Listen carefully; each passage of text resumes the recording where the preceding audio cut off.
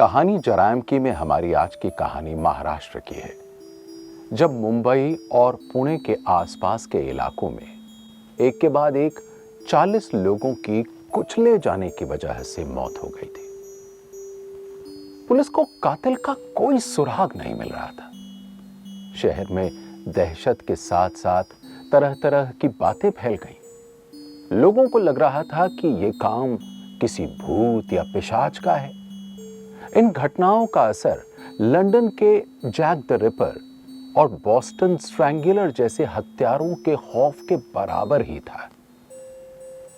इस खौफनाक केस को सुलझाने में पुलिस के भी पसीने छूट गए। लेकिन जब हकीकत से सामना हुआ तो लोगों की सोच ही बदल गई। ये घटना साल 1965-66 के आसपास की है।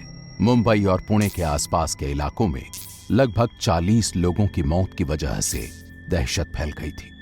ज्यादातर हत्याएं उन लोगों की हुई थीं जो गरीब गुरबे थे, झोपड़ियों में रहते थे और फुटपाथ पर सोते थे। किसी कुंदे हथियार से या पत्थर से सो रहे लोगों पर जोरदार आघात करके उन्हें मौत की नींद सुला दिया गया। कातिल का भी कोई सुराग नहीं मिला। एक एक कर हत्याओं का ये सिलसिला चल पड़ा और लोग तरह तरह की बातें करने लगे। अफवाहें फैल गई कि ये सब किसी भूत पिशाच का काम है। लोगों ने तरह तरह की कहानियां गढ़ी। बिल्ली, इच्छाधारी सांप या पक्षी वाली कहानियां भी सुनाई गईं कि हत्या के बाद अक्सर कातिल को जानवर का रूप धारण करते हुए देखा गया था। पहले इक्का दुक्का घटनाएं ही दिखती थी, लेकिन 1965-66 में एक ऐसा मामला सामने आया जब एक के बाद एक 19 लोगों पर जानलेवा हमला हुआ और इनमें से करीब 9 लोगों की तो मौत ही हो गई और 10 लोग गंभीर रूप से घायल हो गए, या फिर यूं कहो कि मरते मरते बचे। इन्हीं लोगों ने जब घटना की आंखों देखी कहानी सुनाई, तब कहीं जाकर भूत प्रेत की कहानियां थमी और लोगों को मानना पड़ा कि ये किसी इंसान का काम है। घायलों में एक महिला ने पुलिस को उस शख्स के बारे में बताया जिसकी पहचान रमन राघव के रूप में हुई। रमन राघव का पुलिस रिकॉर्ड था। वो शायद डकैती के केस में 5 साल की सजा काट चुका था और उस पर अपनी ही बहन से रेप का चार्ज भी था। लेकिन पुलिस के पास रमन के खिलाफ हत्या के पुख्ता सबूत ही नहीं थे। तो फिर क्या होना था? रमन छूट गया। फिर 1968 में रमन घूम घूम कर हत्याएं करने लगा।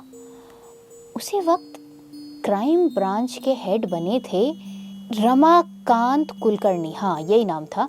वो बहुत तेज तर्रार थे। उन्होंने बड़ी संख्या में लोगों की धरपकड़ शुरू की और इसी धरपकड़ में रमन राघव भी पकड़ में आ गया। गरीबों के कातिल रमन के पकड़े जाने की खबर पूरे शहर में तेजी से फैल गई। पुलिस स्टेशन के बाहर हजारों की संख्या में लोगों का हुजूम उमड़ पड़ा। हर कोई उसे देखना चाहता था। लोग गुस्से से उबल रहे थे। गिरफ्तारी के वक्त रमन के पास से चश्मा, 2 कंघी, 1 कैंची और गणित के निशान मिले। इसके साथ ही उसकी शर्ट और पैंट पर भी खून के धब्बे मिले थे। कातिल के रूप में रमन की पहचान उसकी उंगलियों के निशान से हुई। गिरफ्तारी के बाद उसकी मानसिक जांच हुई और पुलिस के सामने रमन के मनोरोगी होने का भी दावा किया गया। हालांकि पुलिस ने डॉक्टरों के तर्क को मानने से इनकार कर दिया। पुलिस अपनी पूरी कोशिश के बावजूद उससे जुर्म कबूल नहीं करवा पाई।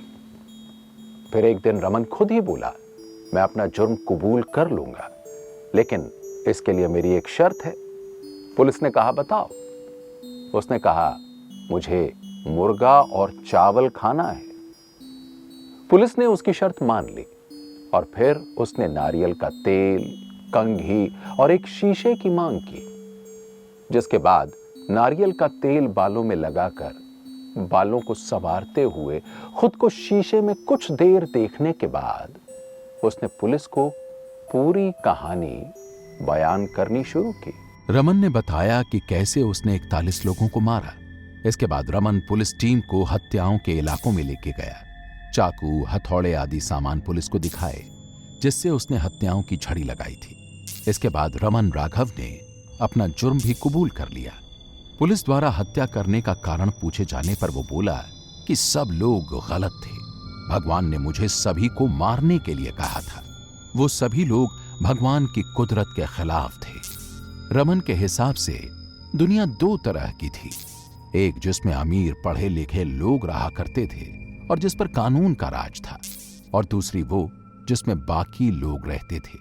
वो दुनिया जो गरीबों और अपराधियों की दुनिया थी।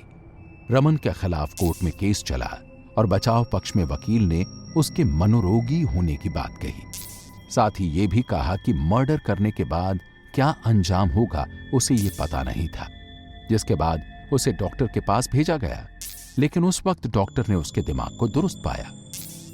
रमन को निचली अदालत ने मौत की सजा सुनाई। मामला हाई कोर्ट में गया।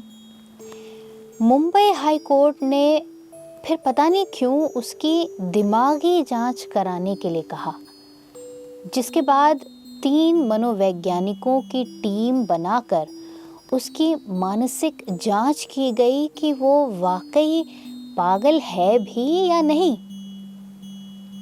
मनोवैज्ञानिकों की टीम ने रमन से काफ़ी लंबी चौड़ी बातचीत की और ये जानने की कोशिश की कि वाकई रमन पागल है या पागल होने का नाटक कर रहा है।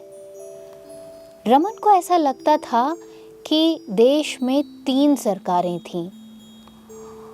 सुनने में अजीब लगता है, लेकिन उसके हिसाब से ये 3 सरकारें थीं। अकबर की मुस्लिम सरकार, अंग्रेज़ों की ब्रिटिश सरकार और भारत की देसी सरकार, और ये सभी मिलकर उसके खिलाफ साजिश रच रहे हैं। निचली अदालत में चली लंबी बहस के बाद रमन राघव को सजाए मौत हुई और उसने उसके खिलाफ अपील करने से साफ इनकार कर दिया। लेकिन फिर केस मुंबई हाईकोर्ट पहुंचा। कोर्ट को पुलिस की कहानी पर शक तो नहीं था, पर हाँ, राघव के दिमाग की हालत पर ज़रूर शक था। और जब डॉक्टरों की रिपोर्ट सामने आई तो उसके बाद रमन राघव की मौत की सज़ा को कम करके उसे आजीवन कारावास में बदल दिया गया।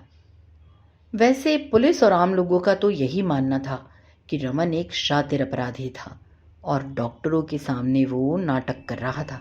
1929 में गुलाम भारत में जन्मे राघव ने कभी स्कूली शिक्षा नहीं ली थी। वो अनपढ़ था।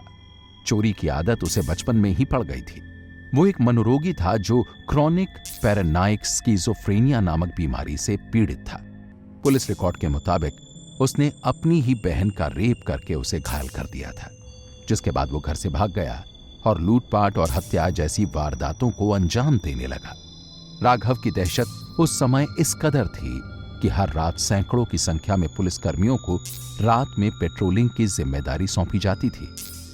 राघव की दहशत उस समय इस कदर थी कि मुंबई में हर रात सैकड़ों की संख्या में पुलिसकर्मियों को पेट्रोलिंग की जिम्मेदारी सौंपी जाती थी। पूछताछ के दौरान पुलिस को यह समझ में आ गया था कि यह विकृत मानसिकता से ग्रसित एक मनोरोगी है और महज अपनी ताकत के प्रदर्शन के लिए लोगों का कत्ल करता है। रमन राघव ने करीब 3 सालों के दौरान बंबई के फुटपाथों और झोपड़पट्टी के पास सोने वाले 40 से अधिक लोगों को बड़ी ही निर्दयता के साथ सिर पर पत्थर या फिर कोई भारी चीज पटक कर मौत के घाट उतारा था। ये संख्या रमन राघव ने अपनी गिरफ्तारी के बाद खुद पुलिस को बताई थी। हालांकि पुलिस का अनुमान था कि राघव के शिकारों की संख्या इससे कहीं बहुत अधिक है। रमन ने जैसा खौफ और जैसी दहशत फैलाई हुई थी ना उस जमाने में, वो कोई और नहीं फैला पाया। 1966 से 1995 तक करीब 29 साल ही रहे होंगे वो जेल में रहा।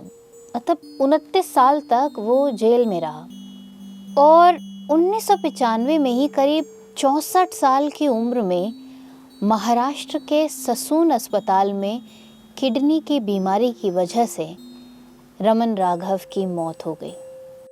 फुटपाथ पर सोने वाले गरीबों के लिए मौत बने साइको किलर रमन राघव की कहानी फिल्मी पर्दे पर भी दिखाई गई।